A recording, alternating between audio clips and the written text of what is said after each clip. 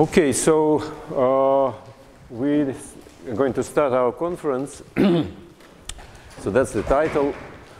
So our conference is organized by the Institute of Theoretical and Mathematical Physics, which is a new division of Moscow University.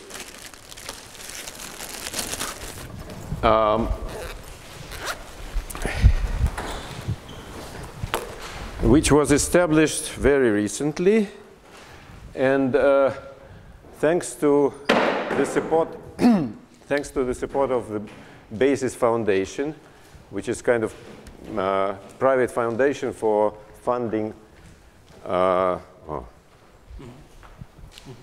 funding of theoretical and mathematical physics in Russian Federation.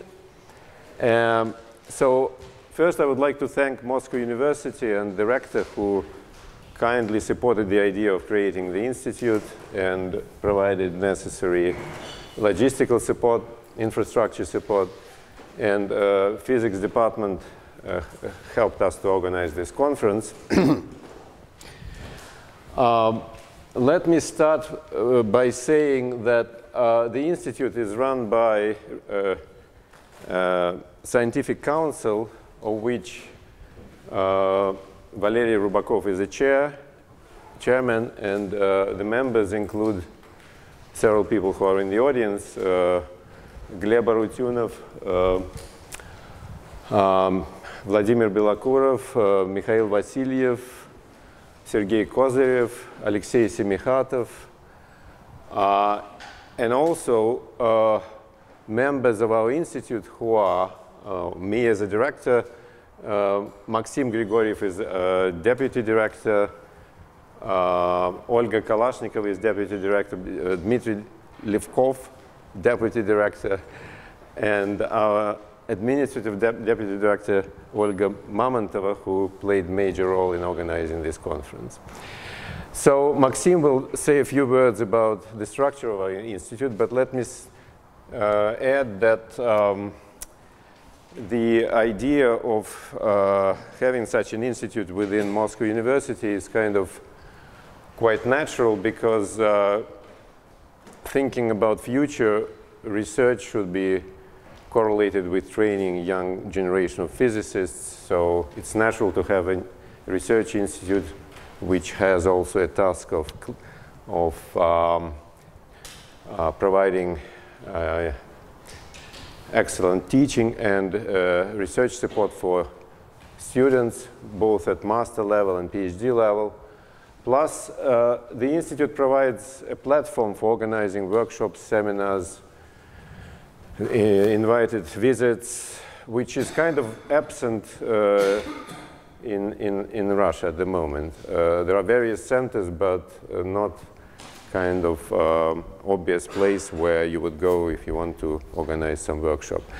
So in a sense, we hope that the institute will provide that platform. Another remark is that Moscow University has a long history of supporting theoretical physics. In fact, the history is long and kind of a bit contrived, but we hope that the institute will contribute to this tradition of having theoretical physics also represented at Moscow University.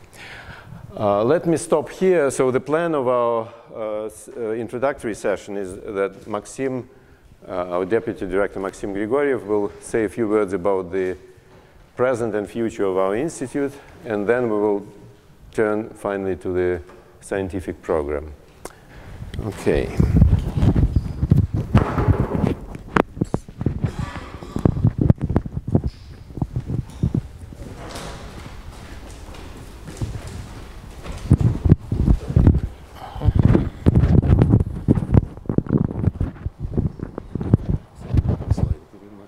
Не знаю. Видимо так. Okay. Thank you very much to all for coming, for taking part in this conference. Actually, Arkady has already said main words about the mission of the institute, which, as he already mentioned, was just started. So let me briefly structurize what we are dealing with. So it's a new division of Lomonosov Moscow State University. We are now in the building of physics faculty of Lomonosov University. It is partially privately funded, so it benefits from the flexibility of private funding, because especially in Russia, the state funding is quite tricky because of regulations and bureaucracy. It is meant to be a platform for international collaboration, to simplify for students and professors at university to interact with researchers and professors abroad and students as well. In particular, in the institute, we will have PhD and postdoctoral position at the international level, so it is an open competition for everybody. We will have a program of visiting professors who are coming to give some lectures or to perform research here. And this will be also a place to organize conferences in school. And another reason of creating this institute is to foster interaction between Moscow State University and research institutes of Russian Academy of Sciences, because traditionally in Russia the education and research are somewhat divided. They even belong to different, for some time they even belong to different ministries. So that is why some extra help is needed to really make this interaction fully beneficially. It is designed to work in close collaboration with Faculty of Physics. This is one of the reasons why now we are in the building of physics faculty, to make it more accessible for students and professors. So a few words about history and future. It was created, as Arkady has already mentioned, a few months ago in the fall of 2018. We already started some activity, which includes optional courses for students in this semester, which is now over, spring semester of 2019.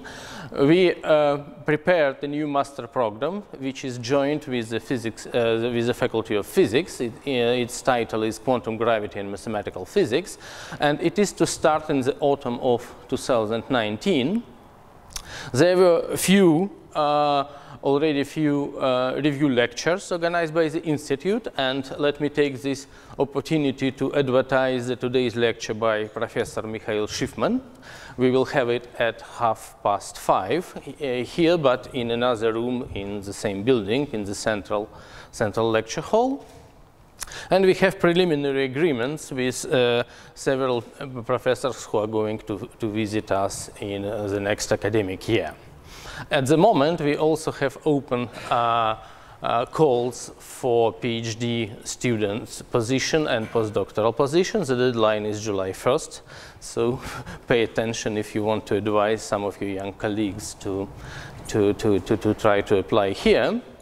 And as administration is already working, and we also have a few people who are already started to work in preparing program and teaching optional courses. Let me mention Kostya Alkalaev, Yegor Zinkevich, and Sergei Mironov, who are already in the team. And we have also agreement with some other people who will be involved, including, for instance, Alexander Gorsky, who will be involved in teaching and activities of the Institute.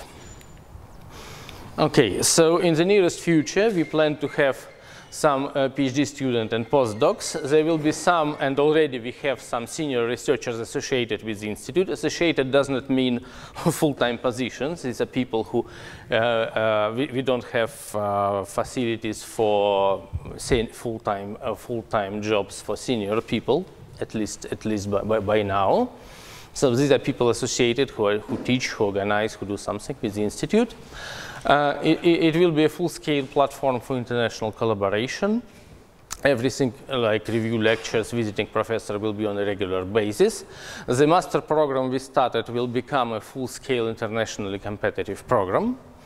We will have a wide range of optional courses for bachelor students.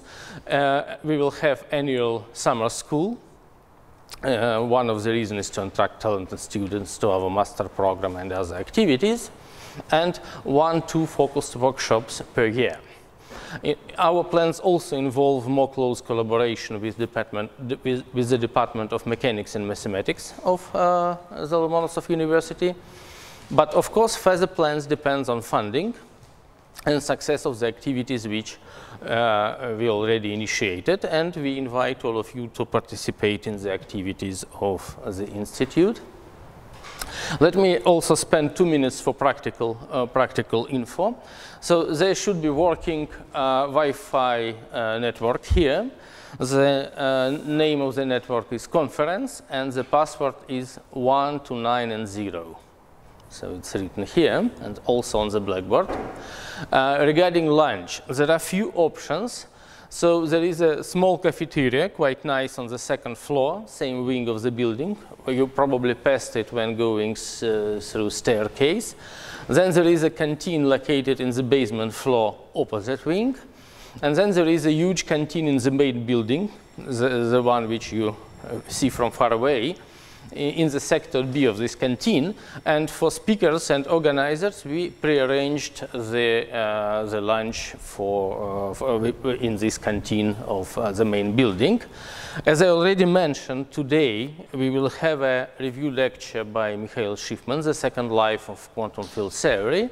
And this will take place in Central Physics Lecture Hall. It's second floor, actually not far from this cafe. It's really in the center of this huge building.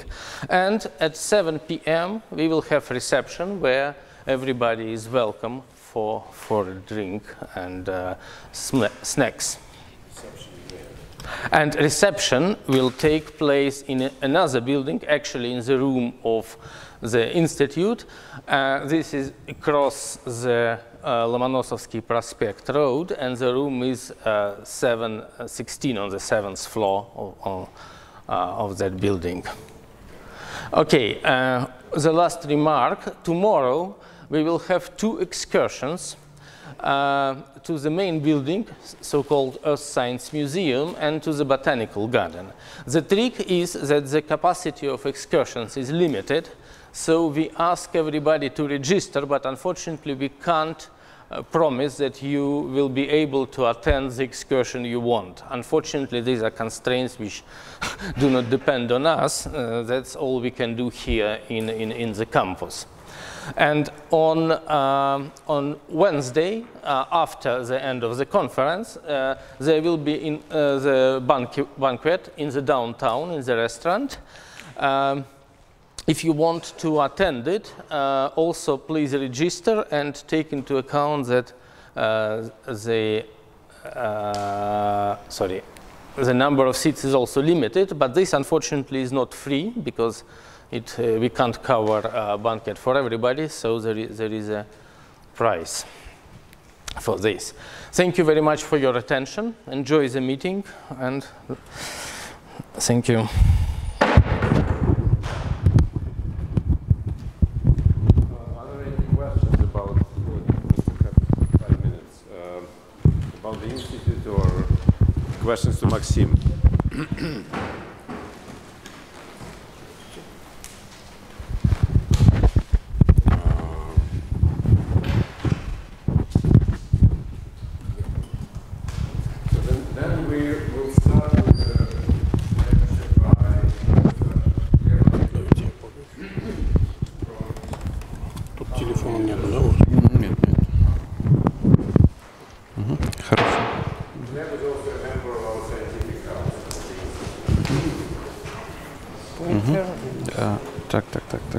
И переключать вот этим. Вот это красное, да, а это переключать.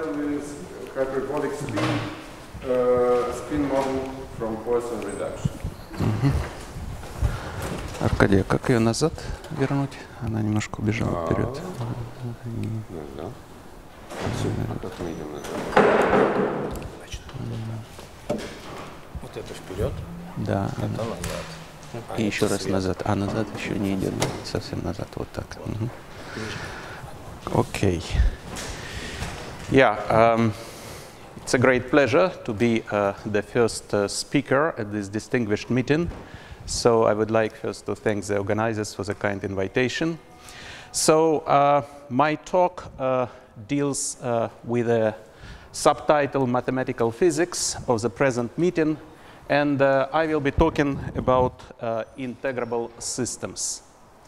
So integrable systems constitute a special class of dynamical systems with a large number of conservation laws that in many cases hold the keys to the existence of the exact solution. Integrable systems have a fascinating history that dates back to the famous problem of planetary motion and to the Liouville theorem in classical mechanics. There were many important discoveries made on the way, and powerful techniques have been developed in order to find a solution of integrable model. And today, integrable systems find numerous applications in condensed matter physics, quantum field theory, and string theory. And they teach us about realistic field theoretical models in a non-perturbative way. And such physical phenomena as, for example, renormalization, asymptotic freedom, dimensional transmutation, they do occur in integrable systems and can be described in an exact manner. Also, integrable models provide a rich source of inspiration for various fields of mathematics, including, for instance, quantum groups, knot theory, nonlinear differential equations, enumerative geometry, and so on. I also probably should mention that a fundamental new insight of recent years is understanding that strings in the ADS space are described by an integrable model. And according to the ADS CFT correspondence, strings in ADS can have a completely different description as a quantum gauge theory living on the boundary of the ADS space.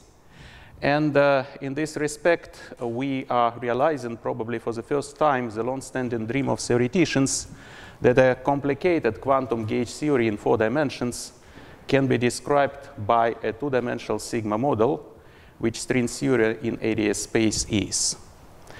I hope this all demonstrates that integrable models are very important, give a very important subject of theoretical physics. And, well, I'm sure that in the forthcoming talks, my colleagues will contribute to this feeling.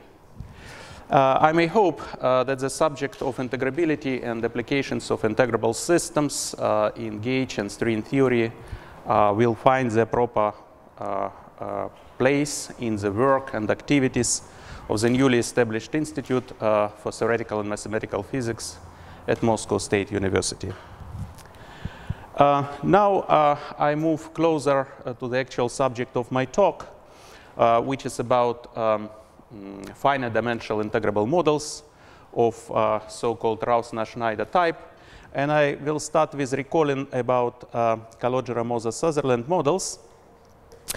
Simply, we can start from the one-dimensional harmonic oscillator. And the simplest example of such a model is obtained by just inverting the oscillator potential. And the remarkable fact is that actually this dynamical system, which is of course exactly solvable, can be generalized to any number of particles.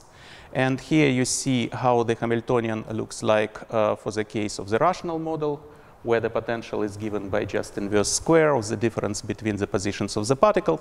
But then it was realized that actually you can generalize this to include inverse Sinch potential, and more generally you can have a Weierstrass elliptic function depending on the difference of the particle coordinates. And these models are integrable in the sense of Liouville.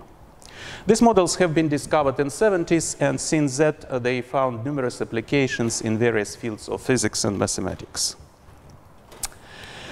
Later, it was found that actually these models admit further generalization depending on one additional constant. This constant is c, and as you might suspect, this is identified with the speed of light. So this kind of generalization is called relativistic in comparison to the non-relativistic case of Calogero-Sutherland models. And typically what you see is that potential goes under the square root. And also the momentum becomes highly nonlinearly realized via cosh of the standard canonical pi. Also, there are three types of such models: rational, hyperbolic, and elliptic. Now, in the limit when speed of light tends to infinity, you recover the previously introduced Calogero-Sutherland models. Now, quite some time ago, people asked a question: is it possible actually to endow the particles participating in these models with internal degrees of freedom, sort of to associate also spin variables to the particles? And the answer is, and of course it should be done in a way that the model still remains integrable. You can solve equations of motion, and you can even be able to construct the corresponding quantum theory. And the answer for the Calogero-Sutherland models appear to be positive. Yes, it is possible to include spin degrees of freedom. But the question which I would like to discuss today is it possible to generalize further inclusion of the spin degrees of freedom for this type of models of Rausner-Schneider type? Actually, yes, now I'm with the outline of my talk. And actually what I will be doing, I first introduce you the spin RS model. RS means Rausner-Schneider. In terms of equations of motion, and my actual problem today will be to obtain the Hamiltonian description of these models, in particular to present for you the Hamiltonian structure. That means the Poisson brackets and the Hamiltonian, which leads to these equations of motion of the spin model. And the secondary task is to solve these equations in a more or less explicit manner. And I will do this by means of the so-called Poisson reduction technique. And this will be done with the help of the two manifolds which I need to introduce in order to perform this reduction, namely the Heisenberg double and the oscillator manifold. I will explain what these quantities, what these manifolds are. Then I will discuss what happens if you put these two manifolds together, and how to define the action of the group on the product of these two manifolds. And then further I deal with reduction. And if I will have time, I will discuss also superintegrability, or as people say, degenerate integrability, which means the existence of non-abelian conservation laws in this model. This will be based on the recent paper, which is written in collaboration with my PhD student, Enrico Olivucci. And actually, this work already appeared last Friday on the web. OK. I think somehow it stopped moving. And now it's OK. So equations of motion for the spin RS model were already introduced quite some time ago by Krichever and Zabrodin. It's 1995. And they were obtained by looking at the dynamics of the poles of the elliptic solutions of the non-abelian Toda chain. And equations of motion are given in terms of particle coordinates, qi. And also to each of these particles labeled by this index I, you associate two L-dimensional vectors. One of these vectors is called A and another is C. And the components of these vectors are enumerated by extra index alpha, which runs from 1 to L. Also, it will be convenient for me in the following to introduce the so-called collective spin variables, where you take a product of these spin degrees of freedom, A and C, and sum over internal index alpha. So this index alpha I will call in the future internal or spin index. And these spins are not, well, spins A are not completely free. They satisfy an extra condition. And this condition actually kills an extra invariance, which I'm not going to discuss. Well, this model in general is defined with the help of the potential V, given in terms of the Weierstrass zeta function. And in degeneration of this potential, you can obtain correspondingly hyperbolic model or rational model. These equations of motion look a bit funny because you don't see particle momentum here, but in fact the particle momentum is sitting as a composite variable, well, in this spin variable C. And well, if you wish, you can single it out, but I will not be doing that. So for me, the degrees of freedom are coordinates and these two spin variables. If you wish, you can really write Newton equations for these coordinates qi by taking the second derivative in time and using the first derivatives for the spin variables. You can obtain Newton-like equation for the coordinates. Now, this dynamical system is, well, it looks like rather complicated thing to solve, and also what is not clear is what is the Hamiltonian structure behind this system. So what is the Poisson brackets for coordinates and for spins, and what is the Hamiltonian which generates these dynamical equations.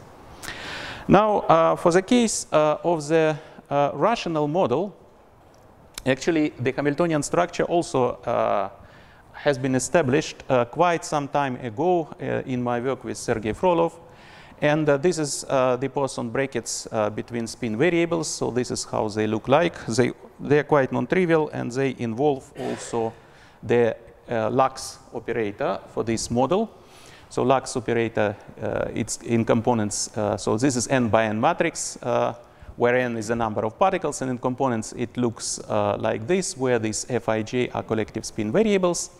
Well, you see the Poisson brackets between Q's are the standard ones.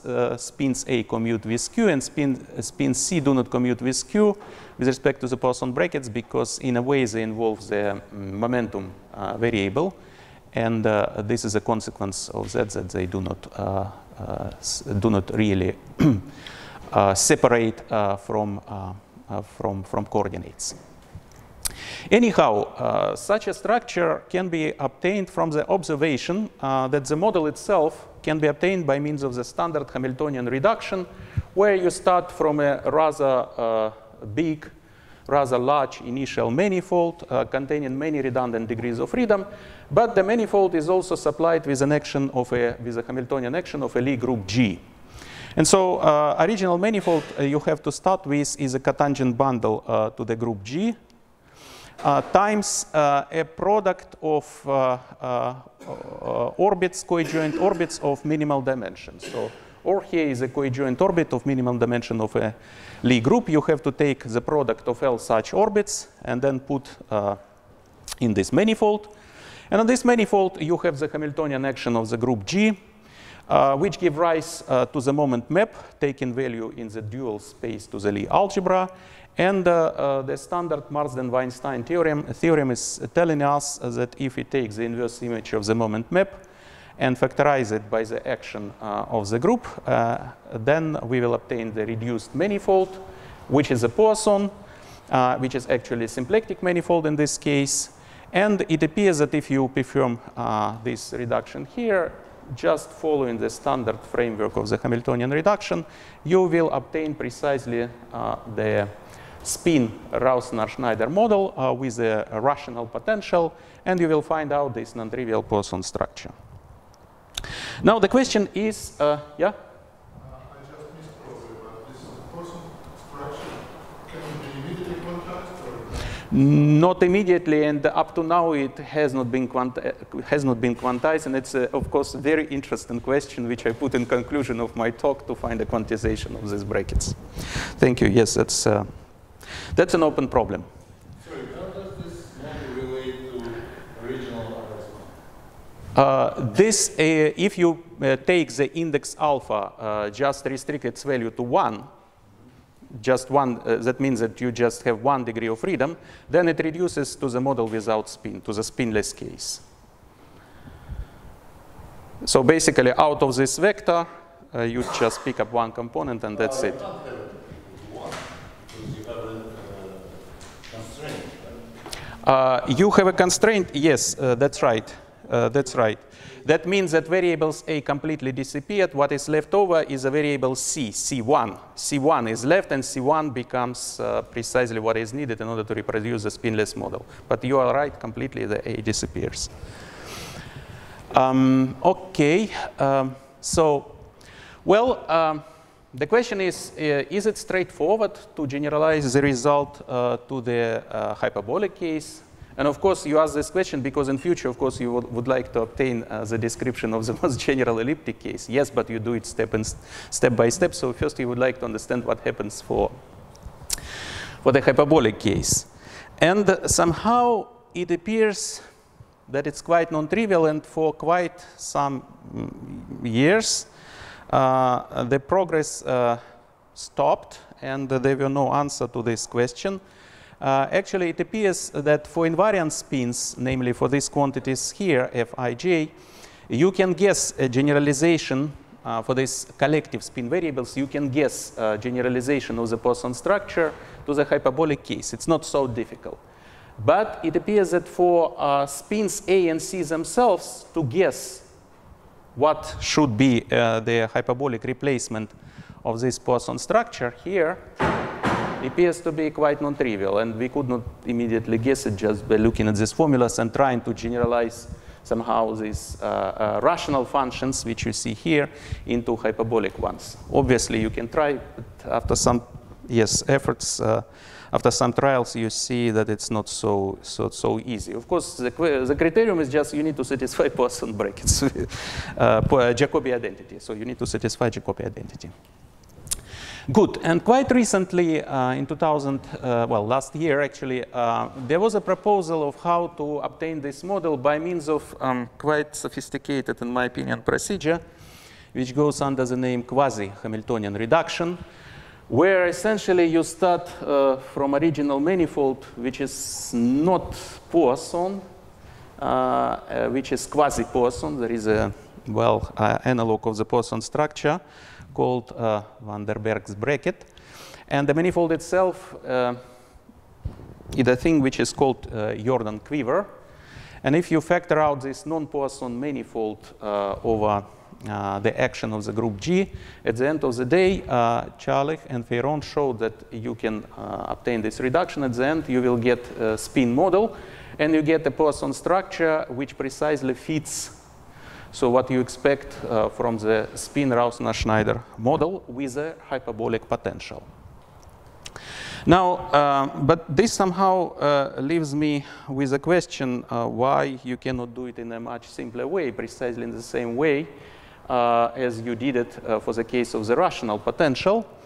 Well, actually, we know for quite some time that if you just have a spinless model, so forget about spin for a second, just consider spinless model, then it was known for quite some time that in order to obtain the model without spins, but with a hyperbolic potential, what you need to do, you need to pass from the cotangent bundle, which is used for the rational model as a starting point, you need to pass to the so-called Heisenberg double. And Heisenberg double is a more complicated Poisson manifold, which replaces the cotangent bundle. It's a deformation of the cotangent bundle.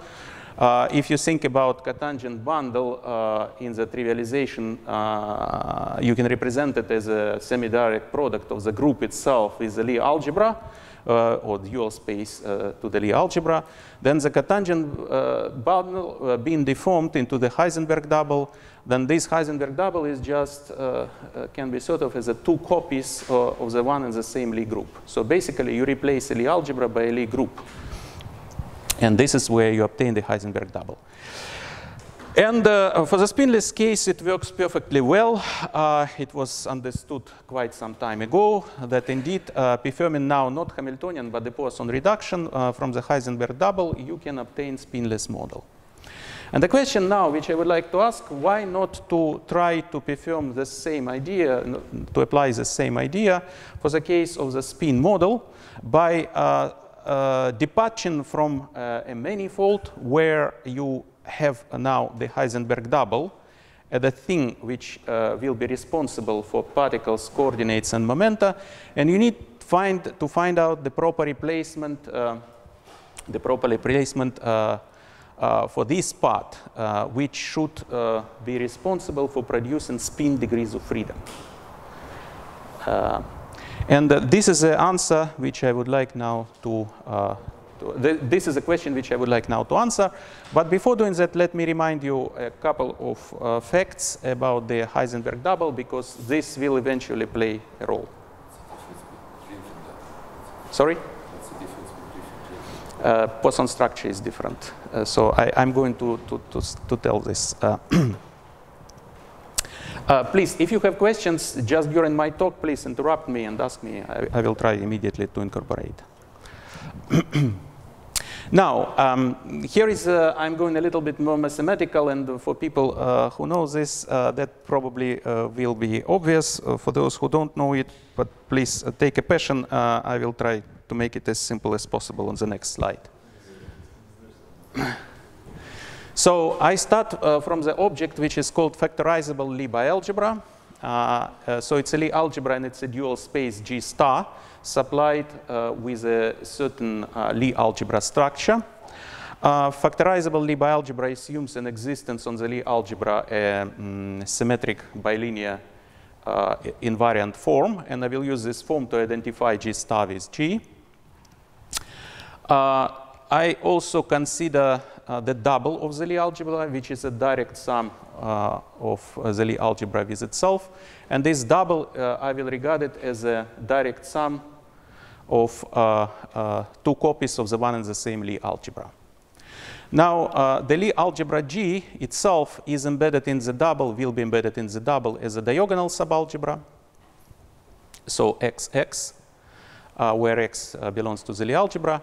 And the dual G star will be embedded into the double in the following way. It will be embedded as a pair X plus, X minus, where X plus and X minus are produced for X belonging to G star by means of two linear operators, R plus minus.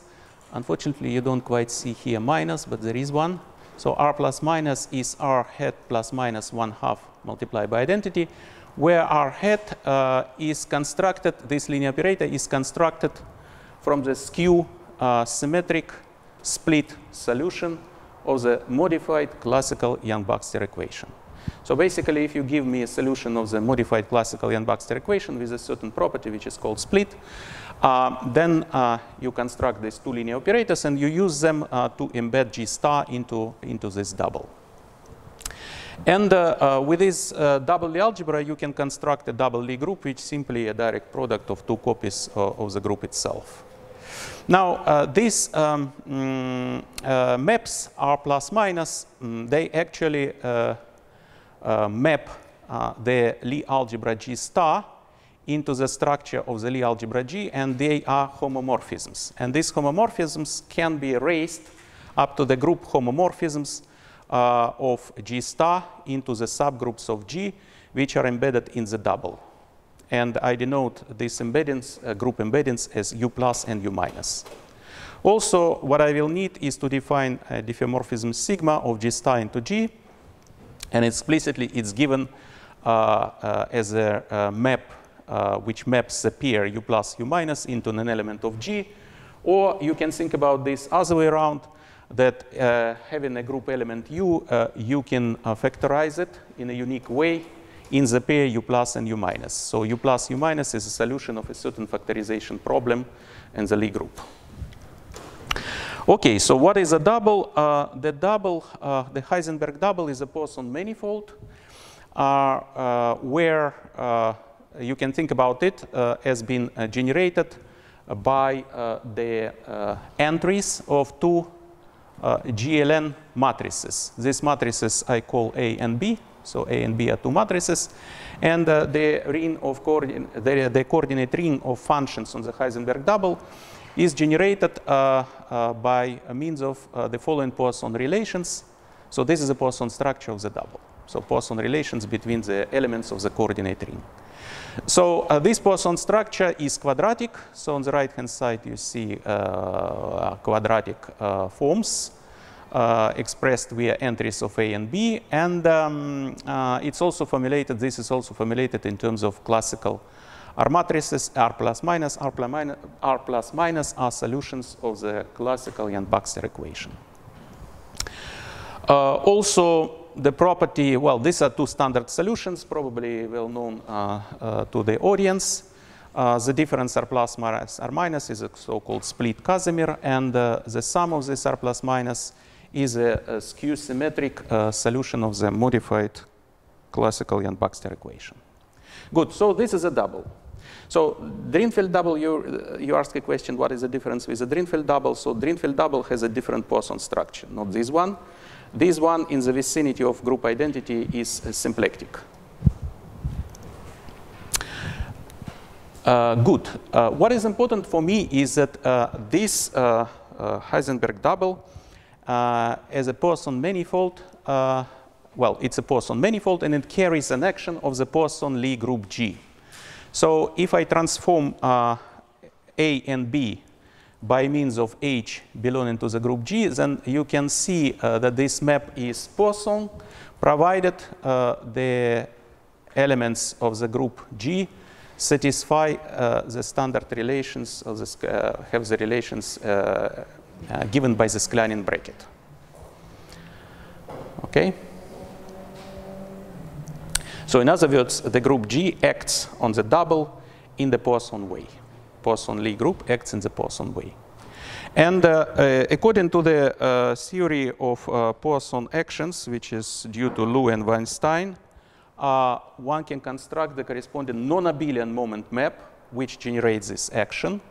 And this non-abelian moment map is represented by a pair M plus, M minus, which takes value in the group G star, or by using this diffeomorphism sigma, which I have introduced on the previous slide, you can map this pair M plus, M minus into an element of the group G by taking this combination.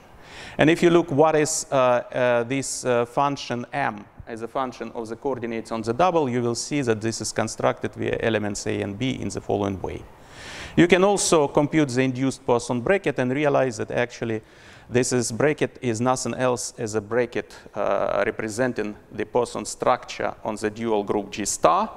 And it's the right-hand side is written in the recognized form, which is attributed to Semyonov-Tenchansky. So this is Semyonov-Tenchansky bracket on G star. Now, the double has several involutive families, which are good candidates to be integrals of motion, involutive families. And one of them is constructed by taking products BA minus 1 in the power k and then taking the trace. So these are gauge invariant quantities, which in addition to be gauge invariant, they also Poisson commute between themselves.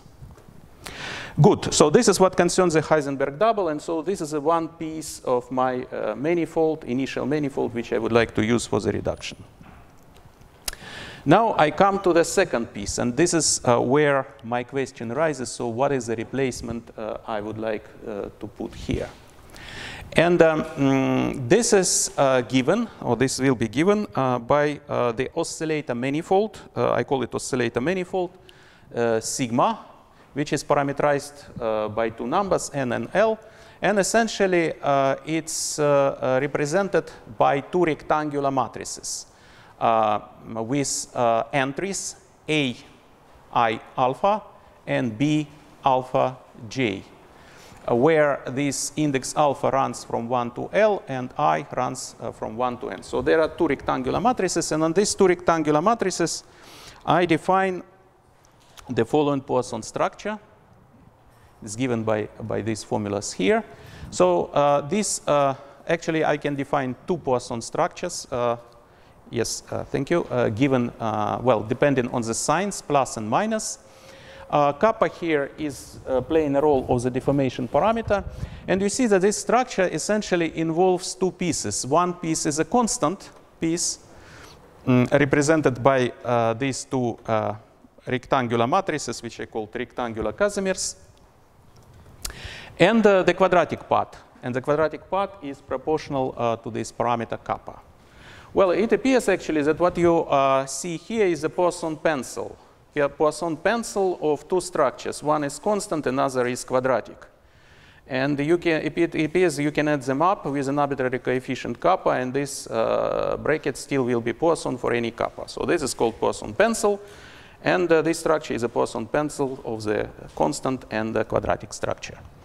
Now, if you forget for the second about the quadratic addition, and just look at this constant piece here, you see that if you write it in components, then you reproduce in components, this will look like the standard relation between NL pairs of canonically conjugate variables. So A's commute between themselves, B's commute between themselves, and A and B's have a canonical Poisson bracket between them.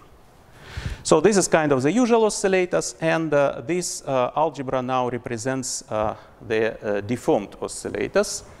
As I said, it's still Poisson, and it requires for its formulation not only the ordinary n-particle R matrix, which I have already introduced, but also another one, matrix rho, which looks absolutely the same as a particle R matrix, but it lives in the spin space.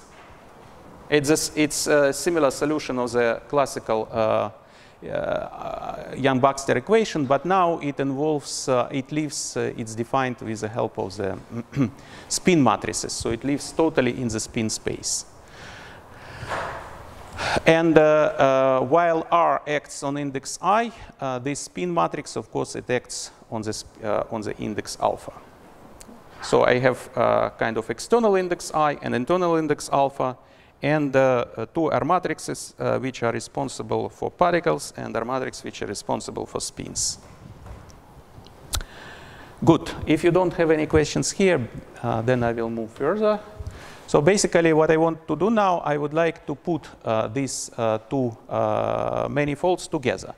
But before doing that, I also mentioned one property or one feature of this manifold, oscillator manifold. So what I will do, I will construct an element omega from these oscillators, which starts from an identity matrix. So identity is n by n matrix plus kappa A, B, where A, B is a product of two rectangular matrices, and summation, internal summation goes over index alpha. So all this, this object AB is an n by n matrix. And I define on this oscillator manifold two actions, actually one action of the Poisson Lie group G in the following way. So my oscillator is an L-dimensional vector what concerns index alpha, but it's also a vector what concerns index I. It's an n-dimensional vector what concerns index I. Now, if I take an element from the Lie algebra, what I do here, I transform it by means of so-called Dresden transformation generated by the element omega, which takes value in the group G star. And after that, after I apply this Dresden transformation, I act on these matrices A and B from the left and from the right. So this is rather complicated action, but you will see in a second that I need it for a certain reason. Now, the properties of this action is that this action is Poisson. If I factorize omega according to the standard factorization, omega plus omega minus minus 1, then the moment map corresponding to this section is constructed as omega plus minus 1 multiplied by omega minus. So in a sense, it's an inverse of this object here, but inverse is understood in a sense of the group G star. For those who understand this, how this G star is constructed, probably this formula also will be obvious. It's an inverse, it's taking an inverse in G star. And then you can also see that this moment map, which generates this section, it also satisfies the same Semyonov-Tinshansky bracket. So in other words, what I've done now is the following. So I have the Heisenberg double, and I have an oscillator manifold. And on these two manifolds, I have the action of the one and the same Poisson Lie group G, and the moment maps on one group corresponding to action of the group on the one manifold, and the moment map corresponding to the group action on the second manifold. They satisfy the one and the same type of the bracket, which is this Semyonov-Tinshansky bracket. Now what I would like to do, I would like to merge these two manifolds. I would like to take the direct product of them. And the important point is that actually when you consider the direct product of two manifolds, you can also define on this direct product a new action of a Poisson-Lie group G, provided it acts in the Poisson way on any of these manifolds, M1 and M2. All what I need to do is just take a product of the moment maps, as I'm doing here.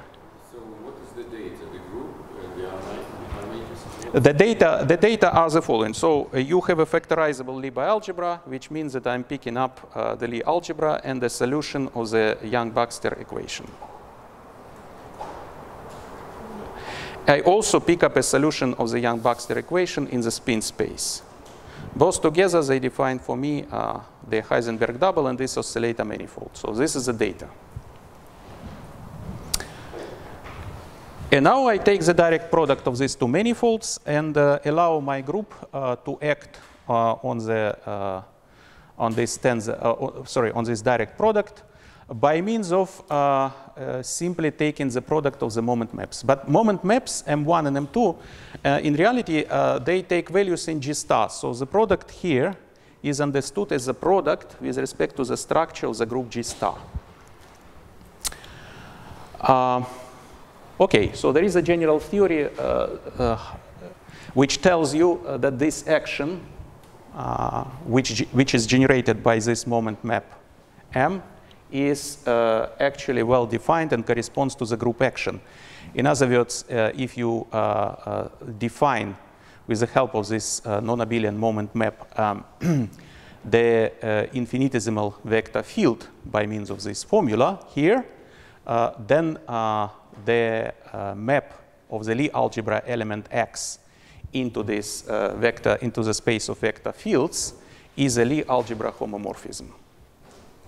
So there is a general theory behind which, for the lack of time, I will not be going into detail. So this is a proposal now, is just to take these two moment maps, M and N, and multiply it in a sense of the group G star. So this product in G star I will denote by star, because it's a product in G star. And I will fix the moment map to be proportional to identity. And this proportionality coefficient I will call Q. Q is just a number. If you now rewrite this moment map in terms of the quantities which I introduced, namely omega, and omega was expressed via oscillators, then the manifold which I would like to obtain is generated by the solutions of this equation. So this is a moment map equation. So what I need to do, I need to consider solutions of this equation modulo the action of the group G. And it appears that when you put these two manifolds together, they actually my complicated dressing action on the original manifold sigma plus minus, which I have introduced at the very beginning, because you combine these two manifolds, the action of the group gets modified on sigma plus minus, and now you can actually trace how it is modified, and you will see that actually it becomes the standard action, standard group action from the left and from the right. So in other words, you start from a manifold on which the group acts in a complicated way, then because of the Poisson nature of the action, you combine the two manifolds, and the action on this oscillator part becomes simple again. And the action on the double is not modified. And this allows to construct the invariance of the group action, which I need in order to describe the reduced space in a very simple manner, because on the combined manifold, spins transform in an extremely simple way. They just rotated from the left and from the right as the usual vectors. Good. This is probably last part, which is called reduction. So now I will follow a certain technique which have been developed previously in order to describe the Poisson reduction in the double, in the case where you don't have spin. What essentially you do, you take an element A, you take the matrix A, and you diagonalize it. So of course, not every complex matrix is diagonalizable, but you can see the locus of diagonalizable elements. And in order to make this diagonalization unique, you need to impose a certain condition on this diagonalizing matrix T. So in particular, it's very convenient to impose a so-called Frobenius condition, which essentially means that you require this matrix T to satisfy the property that when you sum it over the index J, it gives you 1 for any element I. This is called Frobenius condition, and it makes this factorization unique. It's not unique. Originally, you see that it's not unique because you can multiply T from the right by any diagonal matrix. And since Q is diagonal, well, diagonal will cancel out. So T is not uniquely defined. It's defined up to multiplication from the right by diagonal matrix. But this freedom you can fix if you require T to satisfy this so-called Frobenius condition. And after that, well, you do the similar thing with element B. It's factorizable in the diagonal element P and the two Frobenius elements T and U. T is the same as an A, and U is a new element. So basically, you can think about this as a change of coordinates in the double. So instead of A and B, two elements, you now have two diagonal matrices, Q and P, and two Frobenius elements, T and U. And you can rewrite the Poisson structure, which was originally given in terms of elements A and B. Now you can rewrite it, if you wish, in terms of T, U, P, and Q. And moreover, with the help of these factorizations, you can construct the so-called invariant objects, objects which now do not change upon the transformation by the group. To this end, you need an element T, which is a following diagonal matrix with diagonal elements, Biel multiplication of the ordinary spin by T. And these invariants allow you now, invariant spins and invariant Lax matrix allow you to project the original equation here. You can project it on the group invariants, and this gives you a certain equation from which you can actually solve for L and realize that this L is nothing else as a Lax matrix of the hyperbolic Rausner-Schneider model. And moreover, from these Poisson structures which I present you before, you can compute the Poisson brackets of the invariant spins, and you can find out now the answer for the spins in the hyperbolic case. And now you see that the complexity of this structure comes from the fact that it becomes rather nonlinear.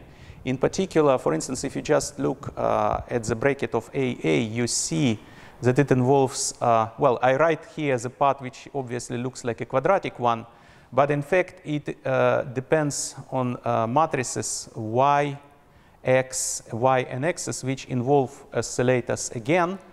And actually, the matrix Y is quadratic in oscillator. So altogether, this is quartic in the original oscillator. So deformation is quite complicated. So hyperbolic deformation cannot stay with the quadratic structure of spins, but it goes beyond that. OK, so since I have no time, I probably skip the question of superintegrability. The model is superintegrable, and you can solve equations of motion in a rather simple way by reducing everything to the factorization problem in the double. That you can look how it's done in the paper. And now I stand in with my conclusions. So basically, what I have done, I have just generalized in a way the standard reduction procedure to the more complicated manifold. Next in the hierarchy of the initial phase spaces, where you replace cotangent bundle by the Heisenberg double, and you replace the standard constant oscillator manifold with a more complicated oscillator double, if you wish. And two obvious questions you have, of course, is how to generalize this construction to the elliptic model. Perhaps you need now to consider a fine Heisenberg double for this purpose. And of course, the question about the quantization. Quite nonlinear structures, very interesting nonlinear structures do appear. And they are still under a certain control with the help of the classical R matrices, which gives a hope that you can still perform a reasonable quantization procedure. And yeah, that's it. Thank you.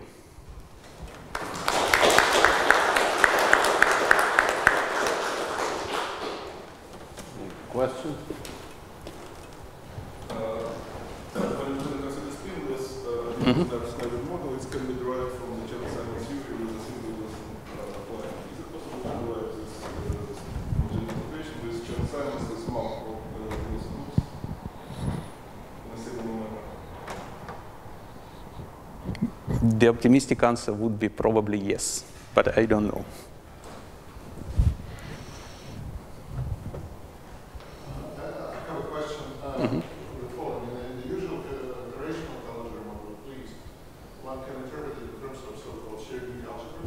Which is the formal version of Oscillator algebras. So I wonder, can you identify the analog of this one? Good question. So this oscillator manifold has been invented 3 weeks ago, and I could not find it in the literature. So all these questions are very welcome. Yes, probably one has to figure out how it's related to the Theoreticcal algebras. Yes. Yeah. Yeah. Mm-hmm.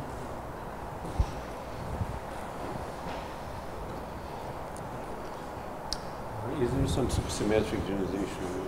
Supersymmetric generalization is known for the case of Calogero-Sutherland-Moser. For Rausen-Schneider, I'm not aware of. Would be interesting to look at. Yeah.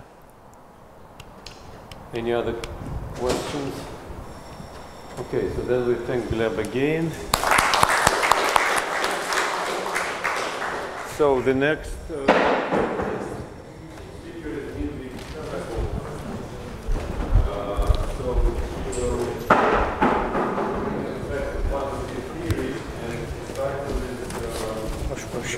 Да. Спасибо.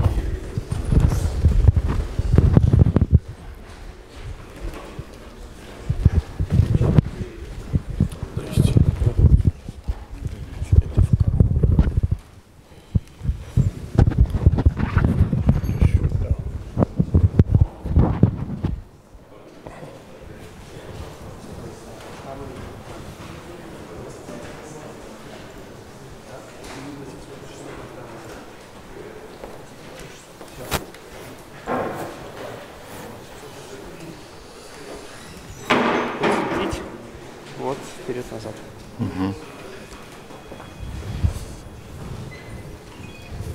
Алло. Да, это Вальтер. Добрый день. Вальтер, сейчас не могу говорить, я делаю доклад, я перезвоню. Хорошо.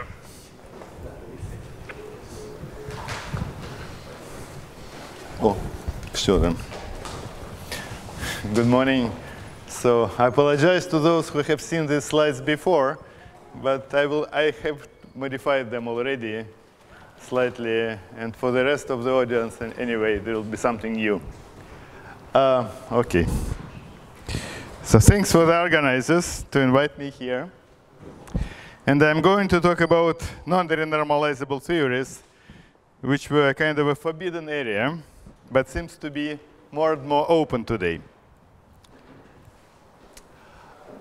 You know, the standard model is renormalizable, and that was one of the guiding ideas to build the standard model. And most of the people, I think, was happy when the Higgs boson was discovered that we have a renormalizable standard model. But of course, there are plenty of non-renormalizable, and why do we care? We do care because of gravity, of course, because gravity is non-renormalizable. But probably gravity should not be built in the same fashion like all the other interactions. We don't know yet. Maybe it's a string theory or whatever. But anyway, people try and try to do something with non-renormalizable models. And the usual words which people use to say, talking about them is effective field theories. I will not use these words. I will approach the model which is non-renormalizable. I'm not considering gravity. I consider some toy model. And a few years ago, I was talking about gauge theory like a toy model in multi-dimensional space. And many people ask me, why do you consider such a complicated model after all? Why don't you take something simple like scalar model in higher dimensions and play your games with this model? So at that time, I thought it will be more difficult than supersymmetrical model. But now I realize that no, it is not. And actually, I can demonstrate you everything on the example of a scalar model. So that's what I will going to do. So why the problem? The problem with non-renormalizable interactions. The problem is that first, you have ultraviolet divergences, which I believe not to be under control. And second, if you solve this problem somehow, or subtract them, and you have amplitudes, then amplitudes increase with energy and eventually violate unitarity. And they violate unitarity quite soon. So take quantum electrodynamics. In quantum electrodynamics, it's renormalizable. You remove divergences. You consider logs. And these logs, after all, increase. And you know that at some energy, the log becomes big. And the loop corrections become bigger than the tree-level one. So what do you do with these logs? You sum them up to all orders of perturbation theory, say in the denominator. And then you consider the result of summation. And you do it with the help of a renormalization group. And when you consider this result of summation, you find out that in quantum electrodynamics, you have Landau pole. So eventually, you still violate unitarity. But it happens so far away, beyond the Planck scale, so you can ignore it. So if you add the energies which are modern energies, these logs are not that big. And you can sum them, of course. You sum them in QCD in particular. But this is not a problem, in fact. So if you take non-renormalizable case, you have a coupling which has dimension which is negative. To compensate it, you have powers of momenta. So the radiative corrections become big quite soon. And so what have you to do? You have to sum them up, all orders of perturbation theory. So how to do it? We don't know. And that is the problem. And that is exactly the problem which we solved. We know how to sum them up in non-renormalizable case. If you like, you can call them generalization of a renormalization group equation for these particular cases. So I'll try to demonstrate you how it works. In fact, it works the same way like in the renormalizable theories, but a bit more complicated way. And then at least this part of the problem can be solved. You sum them up. And when you sum them up, the all orders of perturbation theory, you can try to see what happens when momenta increases, whether you violate unitarity or not. Whether you have a Landau pole, you don't have. So my answer to this question is, it depends. It depends on the model. In a particular model of the scalar field theory, which I will consider today, which is from the point of view of usual renormalizable interactions has a Landau pole, you'll find out, so it's bad. So you'll find out that here, in higher dimensions, it's also not that good. But this is one particular model. But the formalism works in any model, so you can now look for something else. All right. So what will be suggested? We suggest, first of all, the way how we can remove these ultraviolet divergences. But this is not what I want to concentrate today. I want to concentrate on the way how you can sum up all the leading terms in all orders of perturbation theory, even in this non-renormalizable case. Naively, you can say that you do not have a single coupling anymore. Yes, indeed, you don't have a single coupling anymore. But still, the leading logs can be summed up in all orders of perturbation theory. Right. So a few words about renormalization. So in the usual case, what you do, you consider the green function. You consider the green function, and I will consider the 2x2 scattering on shell green function. Just the element of the S matrix. So you consider the green function, which is some factorized three-level expression and quantum corrections. And this quantum correction I expand in the decoupling, in perturbation theory, right? This way. And so what you do in the usual case, in the renormalizable case, you multiply this green function by some renormalization constant. And you have to replace the coupling, the bare coupling, by the renormalized coupling. So these two steps, which is equivalent to introduction of the counter terms to the Lagrangian, allow you to get the final answer. You can choose these counter terms or the z factors in the way you like.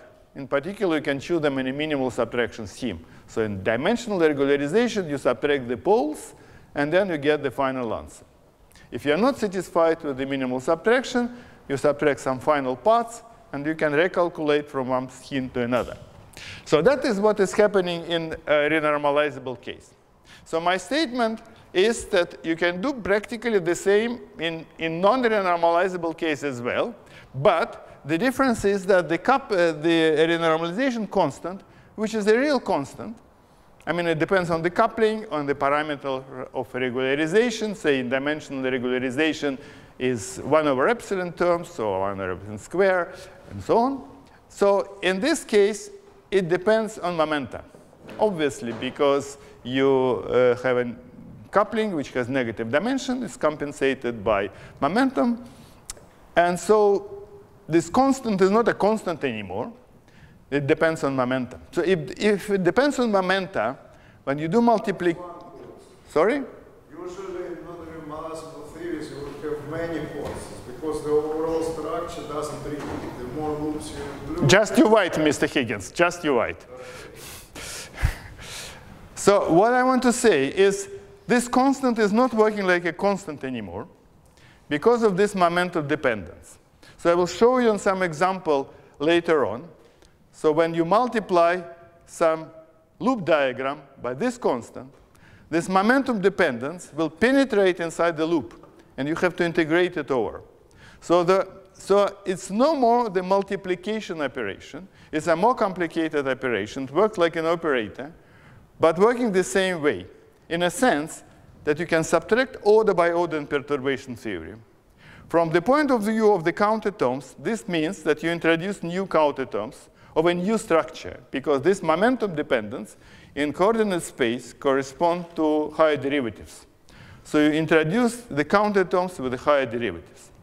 But the way how it works is exactly the way how it works in the renormalizable case.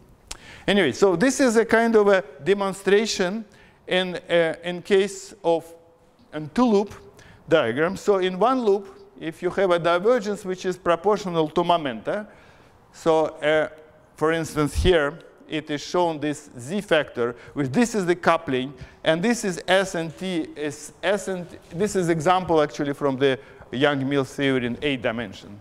So it's S and T and Mandelstam variables. So these are momenta standing here, which compensate the negative dimension of the coupling.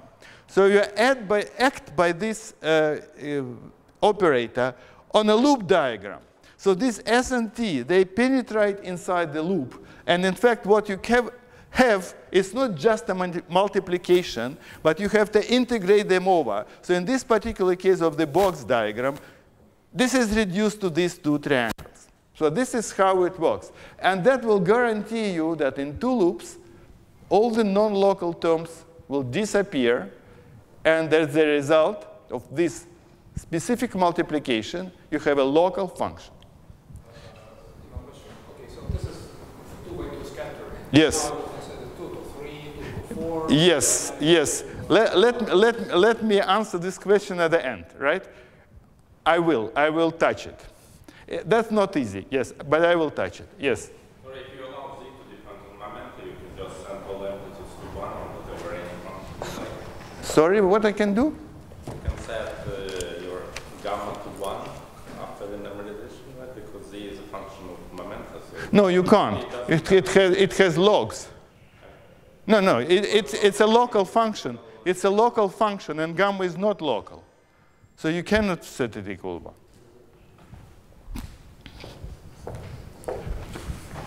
Well, now I take an example of phi to the 4th theory in d dimensions.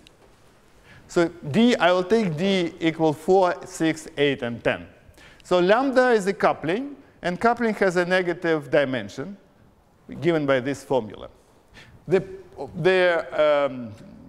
diagrams are, of course, the same. So we consider 2 by 2 scattering. So this is the amplitude on mass shell. Mass equals to 0. S plus T plus U equals 0. And it has an expansion. Expansion of the coupling. And I look for the leading poles in dimensional regularization. So they one-to-one correspondence with the leading logs. So I will look for the poles. So at these poles, in the leading order, the expansion parameter will be actually lambda over epsilon.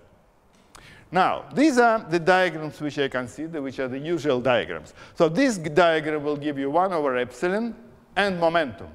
This diagram will give you 1 over epsilon square and momentum square, and so on and so forth. So I will look for the leading poles. That means 1 over epsilon here, 1 over epsilon square here, 1 over epsilon cube here, and so on and so forth. So of course, these diagrams come in as T and U channel, but they're related by crossing symmetry. Now, if I start introducing the counter terms and subtracting them, and I will use some minimal subtraction for simplicity. So in each order of perturbation theory, I will introduce these counter terms, and I will have additional terms with the same poles, which I aim to subtract the non-local terms.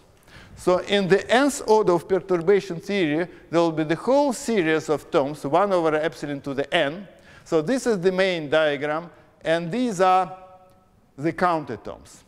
What is the result of the application of the subtraction of these counter terms and the application of the R operation? The result should be that the final expression is local.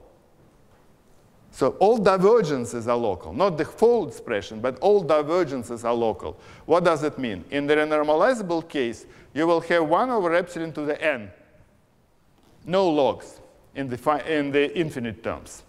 In this case, you will have 1 over epsilon to the n and some powers of momentum, some polynomial of n power, depending on momenta, but no log again. Logs should cancel due to R operation. And this is the result of the subtraction of subdivergences. So that means that this expression altogether have to be local. But if this expression is local, that means that all these terms are related somehow. If they are not related, they will not be local. So they should cancel. So if you generate these log terms of log of mu, and of course mu is under the log is mu over s or t or u. Well, it doesn't matter which one. So log of mu to some power, if it is a singular term, have to cancel. That is the result of R operation. This is Bogolyubov-Parasyuk theorem. Excuse me, I don't quite understand. Let's say we are talking about lambda 5-4 theory in 6 dimensions. Yes. For instance, you start from a local term, okay, which will produce amplitude 3 to 3 or 2 to 4 because of lambda to the 6, right? Now you go to loops. You will get a local term lambda to 8, lambda to the 10, and an infinite number of... Lambda is what? Huh? What is lambda? Lambda is the field, okay, phi 6, okay, lambda phi 6.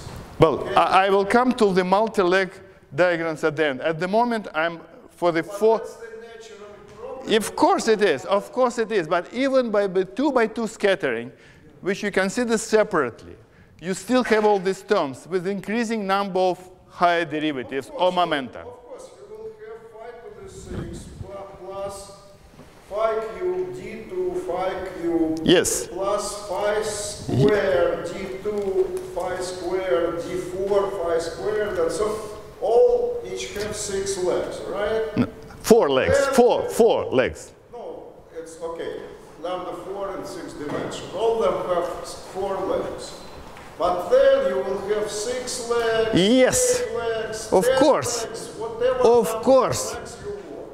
I said I will touch this problem at the end. At the moment, I'm dealing with 2 by 2 scattering amplitude. I want to have it finite. I want to sum all the leading asymptotics of this particular S-matrix element. Because you can do it. You can separate them. You can consider them separately. That is what I'm going to do. I'm going to sum up all the leading terms in the 2 by 2 scattering amplitude. 6 legs will follow. Yes?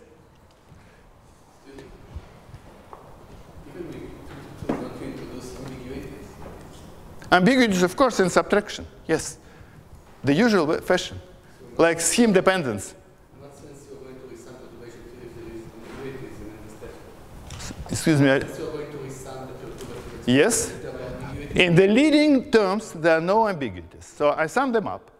First, I can go to some leading ones, which depends on the scheme of subtraction. That's right.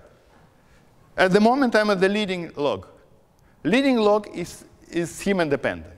That's what I'm doing now. Is in the renormalizable case, first you sum leading logs, then you go to subleading logs, and so on and so forth. The beta functions start depending on the scheme into loops and all the rest. So just I'm trying to stress that the situation in this case is not so much different, though it is different, but it's not so much different from this point of view from the usual 5 to the 4th and 4 dimensions. I will derive some equation which will sum up all the leading logs for arbitrary d. For d equal 4, that will be usual renormalization group equation. For d not equal to 4, it will be more complicated stuff, but still will predict all the diagrams, will sum up all the leading logs. All right, so let me try to demonstrate to you what happens in two loops in order to show you that these terms are really related to each other. So this is an example in 4 dimensions. 5, 4 in 4 dimensions. So this is the two-loop diagram. It contains the leading log and the subleading log, right? And this is the R prime operation with subtraction of subdivergence in the usual fashion. And of course, when you do it, you find out that these two terms are just the product of the one-loop diagrams. So these are two contributions from one loop diagram. So to get the cancellation of these non-local terms, these logs, which you get after expansion, you need these two terms, this one and that one. That means that this term and that one to be related. So in the simplest way, this term is just the square of the one loop. That happens in 4 dimensions. If you go to higher dimension, this cancellation should also take place. That means that the highest loop should be related to these terms, which are one-loop terms. But they are no more the product. So it's no more the square of the term. Because this diagram depends on momenta. This momenta should be integrated through this remaining diagram. So it's not just the product, it's the integration. But these are still one-loop diagrams. So you first calculate the one-loop diagram. You calculate the singular part. This singular part depends on momenta. You plug in inside this remaining one-loop diagram up to subtraction, and you integrate this momenta over. But still, if you know the one-loop diagram, and you know, of course, how to integrate polynomial, which is trivial, you know the higher derivative in 2 loops. And that works in all loops. Starting from one loop diagram, you can actually calculate the leading logs in any loop, just simply integrating this momenta, with polynomial of momenta. So this is the way how, in arbitrary order, this R operation looks like when you start subtracting one loop subgraphs, 2 loop subgraphs, 3 loop subgraphs. But all of them are not needed because all of them are related. So what is needed to get the answer in the leading order is just one loop counter term. So all the rest is not needed. You need the counter term because they are related. And if you try to write down here the recurrence relation for the n loop and n minus 1 loop, and then from n minus 1 loop to n minus 2 loop, and so on and so forth, you can get the whole series. This recurrence relation actually looks quite complicated. So in case of renormalizable theory, that will be just the power of one loop. Here it's not. So this is in S channel. This is Sn denotes the nth order of expansion. Remember, I had an expansion over lambda or over epsilon to the power n. So this is the coefficient, which is a function of momentum. But since I'm talking about divergences, this is a polynomial of momentum. And so this is nth loop. This is n minus 1 loop. And this is all the rest. And you see there is integration here. What is the integration? This integration is nothing else, just Feynman parameters. When you integrate through one loop this polynomial, you get one loop diagram, and these are Feynman parameters of this bubble diagram. So this is the bubble diagram with Feynman parameters. So you have to integrate it through. So this looks quite complicated thing, of course, right? All this. But if you plug in, say, one loop, in it, you immediately get 2 loop. You plug in 2 loop, you immediately get 3 loop algebraically, because these integrals are trivial. They're just polynomials. Just to show you an example again, if you start with 1 loop, in 1 loop, this divergence looks this way. D is dimension. This is the power of S. So in the S channel, the same as T channel, the same as U channel. And then using the recurrence relation, you can get the higher loop pole in 2 loops, which corresponds to the sum of these 2 diagrams. In fact, nothing else.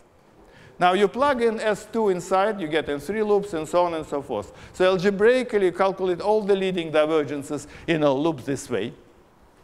And this is the procedure which doesn't depend on in which dimension you work.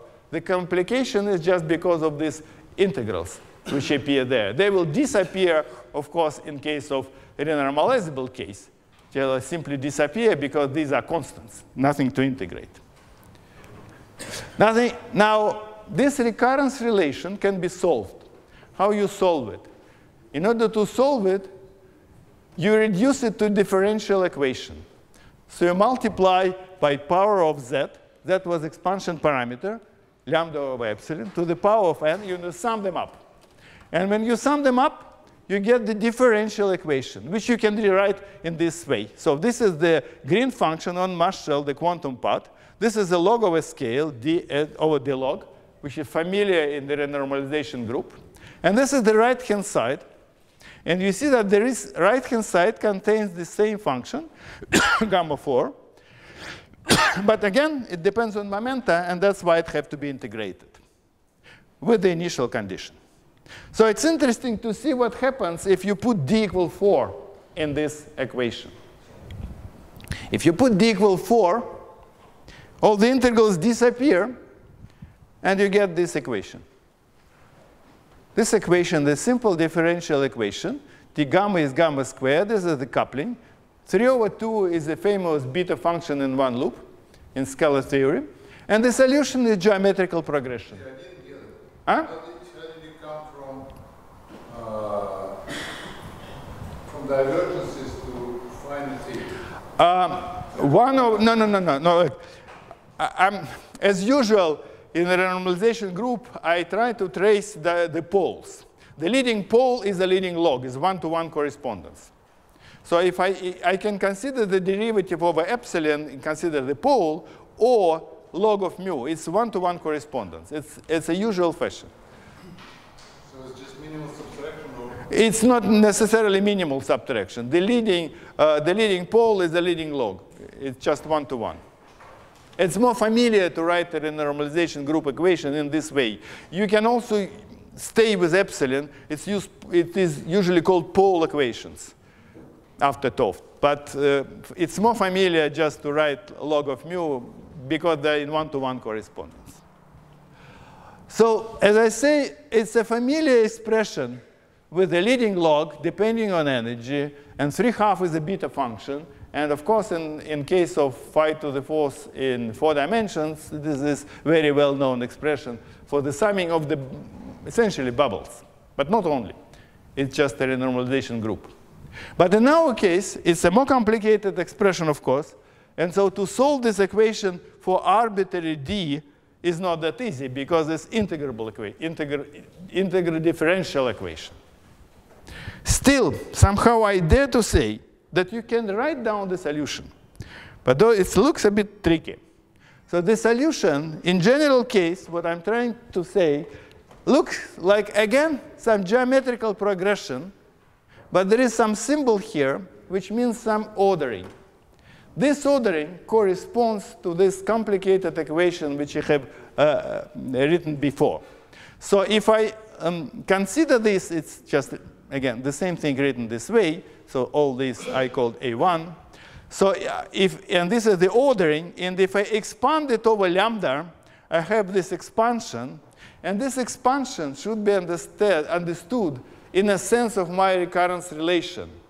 Well, it's again in a compact form. It's written here, which this arrow means that I have one diagram alive, and all these counter terms have to be integrated through it in a sense that all these momentum which are flying there have to be integrated through the diagram with the help of Feynman parameters. It is nothing else than the formula which I have shown before.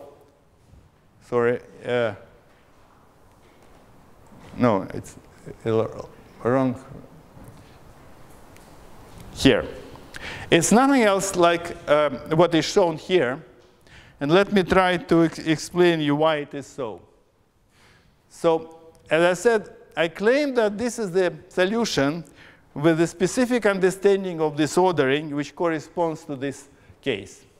So what does it mean? If you start expanding, first of all, you get one loop term, then the second term is a two-loop term. And in this two-loop term, you have these powers S, T, and U, which correspond to the counter term, and this S, which corresponds to the live diagram. So one diagram is live, all the rest are just subtraction. And then you have to integrate it over, and this corresponds to exactly to this expression. So these are these one-loop terms, and they're integrated through the loop. So in case of two loops, it's second order of expansion is trivial, what means this ordering means. That means you have to integrate it through. In three loops, situation is more complicated. One part is exactly the same, and this is this part. So you take this two-loop term integrated through the one-loop diagram. But you can also have one loop diagram on one end, the one loop diagram on the other end, and you integrate it through from both sides. And this corresponds to the second term of this expansion. So technically, it looks complicated, but practically, it's quite understandable and simple that you have either counter term at the edge of the diagram, or you have two edges. So either you integrate it through from one side or from both sides. When you integrate it from both sides, the Feynman integral or Feynman parameters become more complicated, but this is just technical thing. But now, if you take this answer with this understanding of ordering, you can look for the high energy asymptotics of the amplitude under this sign of ordering. And that becomes very simple, of course. And so if you take d equal 4, there is no ordering at all, and you have 3/2 here.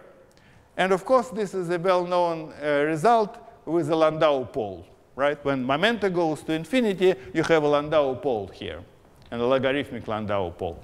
Now, if you take d equals 6, you find out that s plus t plus u, which is standing there, equals 0. So all leading divergences cancel in all orders of perturbation theory. Of course, this concerns only leading divergences, but I'm talking about leading divergences. This result, I think, probably is known that in 6 dimensions, phi to the 4th theory and leading divergence or leading logs cancel in all loops. Now you go to d equal 8, and what is standing here is s squared plus t squared plus u squared, which means that it is positive. And if it is positive, you have a Landau pole, again, because the log standing here down the end. In 10 dimensions, you have s cubed plus t cubed plus u cubed, which on shell is also positive, which means you again have a Landau pole. So my conclusion from this point of view is that if you look for the 2×2 scattering amplitude, you sum up all the leading logs in any dimension, with some exception of d equals 6 because of this peculiarity, you have Landau pole always, which is no surprise. And this Landau pole comes very soon because it's power law behavior, not log behavior. Anyway, phi to the 4th in d dimensions is a bad theory, but no surprise with this. So what happens if you take d to infinity? D to infinity, I don't know. D and d, no, it goes to 0 because gamma of d and gamma of d over 2. So it goes to 0. It actually disappears somehow. But you go through the pole before you disappear, I'm afraid. OK, so no, in the wrong direction again. Sorry. Probably I have no, I had this slide. Anyway, now I try to answer the question which you asked concerning six legs and many legs. Right. So look what happens. So if you start calculating, of course, in let's take 6 dimensions. already in one loop you have a divergent diagram with 6 legs, right? The loop with 3 points, 6 legs. In 8 dimensions or whatever you have it. So if you go to 8 legs, sooner or later with increasing power of d, you will have divergence as well. That's clear. Now, when I said that I renormalize this 2 by 2 scattering, while multiplying this operator z, which is now operated depending on momentum. So it looks like that coupling times momenta over epsilon.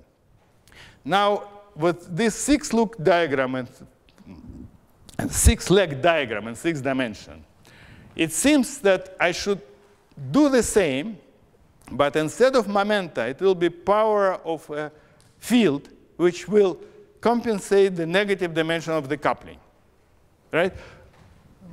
Okay, it's whether I use the blackboard, maybe, I don't know.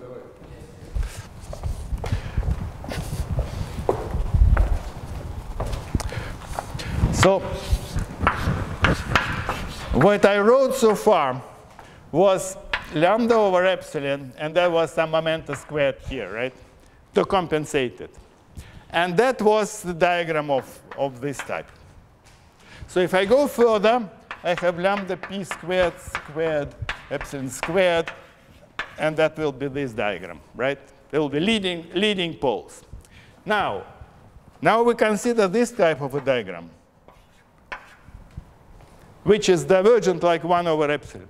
So to compensate it, I will add a term which is lambda squared over epsilon phi squared instead of momentum. Where do you get this from? So now my green function, I started with 4 legs, but in fact it will be any leg function. In the leading term, I can separate only the 4-leg expression. In the higher orders, I have to include 6 legs, 8 legs. Like I include higher and higher powers of momenta, I have to include more and more legs. And my coupling, my renormalization constant becomes, it's not a constant anymore. It will be not only momenta dependent, it will be also field dependent. And that will subtract these divergences working the same way. But if you look at this expression, you find out that this is not the leading order. What do you mean by field dependent? Z. Z. What do you mean by that? That when I take the function gamma with arbitrary number of legs, I multiply it by Z. So multiplying the function which itself contains, for instance, 4 legs, when multiplying by this term, I will get the 6-leg expression. High dimensional what? High dimensional operator. Yes. Yeah. This is also high dimensional operator. Yes. Yes. The theory contains operators of arbitrary order in all orders, both in higher derivative and in higher number of legs. And I think that this all can be accumulated in this specific expression, which will you multiply this green function on it, which is also green function with arbitrary number of legs in general. And you change the coupling, which is not a coupling of a single vertex like lambda phi to the 4th. It's now it penetrates now all the couplings, all operators of all orders. So in a minimal subtraction scheme, I have no arbitraries. I mean, I just do it. But if you go to non-minimal subtraction, which you're allowed, of course, to do, you can subtract any way you like. That means that this coupling, this z factor and the coupling will have finite corrections to this. And these final corrections will not be arbitrary. If you introduce this final correction in one loop, say you subtract this diagram not minimally but with a constant, that constant will penetrate all infinite number of the couplings because they should be related. They are related this way because of this locality. So in a sense, this is a coupling which stands in all possible way in infinite number of vertices. But it's like a single coupling standing everywhere. You change the normalization, and it changed everywhere. But then you will have to do that. Then that will proliferate Yes, yes. But if you try to sum all the leading terms, say for the leading terms here, I can ignore this six-dimensional, six-leg diagram if I'm talking about leading asymptotics of four-dimensional, because 6-1 comes in the subleading order. But if I consider the six-leg diagram, the four-leg diagram will enter the equation for this. So it will be a kind of a triangular system. You start with 4 legs like original one, and then it will, in a subleading order, will penetrate all the others. So in fact, everything is quite complicated. But I think the system still works, and all these terms are related. So I can sum them up. That was my main statement. Yes? Yeah, my question is, you can do the same within the Wilsonian picture, yeah? So we have this theory with infinite number of couplings, it's effective theory, and then I can write down the realization group equations for running these couplings. And in principle, solving this equation, I should also be resumming the log that you did. So what's the difference? If you start with infinite number of couplings, it seems that you should write. So in a multi-coupling theory, we use to write as many RG equations as you have, as many couplings you have, right? So here, if it is infinite number, it seems that I have to write infinite number of equations. Yeah, but they're ordered by the powers of the parameters. Right, but when I try to sum up for the four-leg diagram, I write the equation which doesn't contain any new coupling originally. It's just Feynman diagrams which I calculate. Honestly, I say they contain this particular coefficient in front of the log. And to evaluate it, I just solve this one equation. I'm not solving infinite number of RJ equations. Well, I think that will be the case that this order of cutoff parameter, that will be the case if you do Wilsonian parameterization. So on loop, you will get only contribution of the original 4-point vertex. Look, but maybe this is a matter of how you formulate it. I'm not quite sure, actually. But suppose you want to calculate the log to the 10th power in 10 loops. I don't need anything additional. I just use my equation in one loop. Algebraically, I tell you what is the coefficient of the log to the power 10 without any additional information. It's contained in this equation.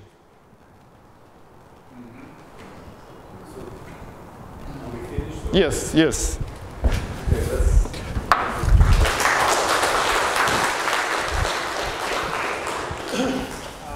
Do you generically expect a strong coupling in the unique or non-renormalizable theories, even if you sum up everything? You know, when I sum, say, the leading logs and the subleading logs, in a sense, it's not the value of the coupling which is important for me, but the value of the log, right? I said the leading log is bigger than the subleading log. So the numerical value of the coupling here, it doesn't matter for me. So if I have an expression which is a closed expression like this geometrical progression here with the arbitrary coupling, I can try to go to the strong coupling limit. I feel like I don't know whether it's not what is called the strong coupling limit, because do you expect large amplitudes at large magnitude? Yeah, are you going to hit the unitary limit? Yeah, well, look, I have shown already here that in the phi to the fourth theory, I hit the unitarity limit quite close to me because I have Landau pole, and when the coupling and the amplitude really increases and goes to Landau pole. So from this point of view, this theory is bad. So my hope is that, like in a renormalizable case, phi to the fourth is bad, but Young-Mills is good. So I have to repeat the same thing in Young-Mills and see what happens. In fact, we haven't done it because that's not that easy, but we have done it in super Young-Mills. Surprisingly, it was simpler than the usual Young-Mills, and there we found out that Landau poles exist. So we hit the limit. So it's a bad theory again. My still hopes are with the pure Young-Mills. So it's a matter of sign in the... Yes, in the one-loop diagram. It's a matter of sign in one-loop diagram. In super Young-Mills, they cancel because in 4 dimensions, they completely cancel. Here they also cancel. There are no bubbles in super Young-Mills, only boxes. And boxes is another story. It's a slightly different equation. And in the usual Young-Mills, there will be bubbles with the opposite sign. So I do hope that maybe something will show up, but it's a bit more tricky than scalar model, so we haven't done it yet. Yes? So because here, in addition to logs, there are powers of energy. And here, is it guaranteed that this approximation of this particular diagrams produces leading energy? No, but the usual powers come on dimensional grounds. You know what it is. Yes, so, and they're accompanied with the logs. So the powers are the same with the logs, leading logs and subleading logs. All the powers are the same.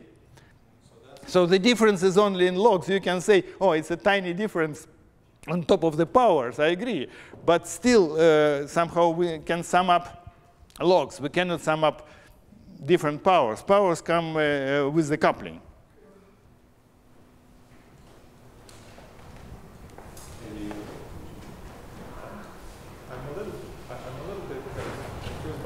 Structure. So in the causal S matrices which satisfy usual axioms, there are no singularities in upper half plane that are related to causality. In D larger than 4, it looks like you have a pole in upper half plane. Well, it's a usual case with Landau pole. It violates causality, if you like. No, but there, if you want to have a fully non-perturbative S matrix, then you don't have it. And here you have even worse because. Look, solve this problem in 4 dimensions, and I will show you how to do it here.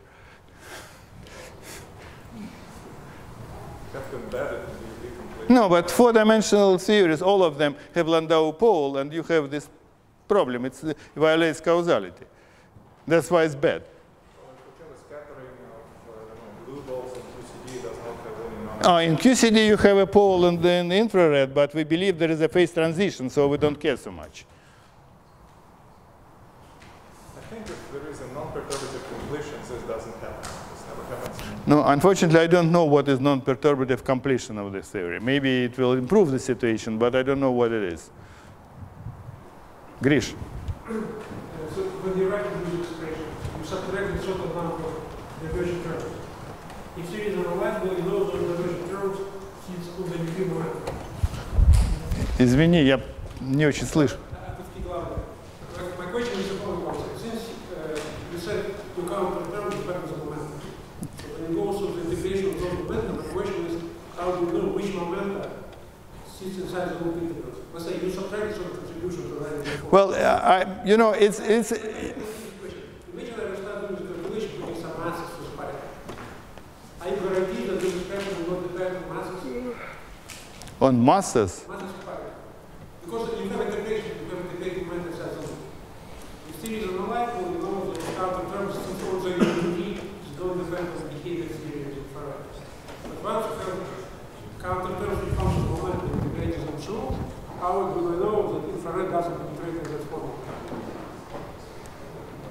Well, it seems to me that the statement that at least in minimal subtraction, the counter terms do not depend on masses is true in general, not only in the renormalizable case.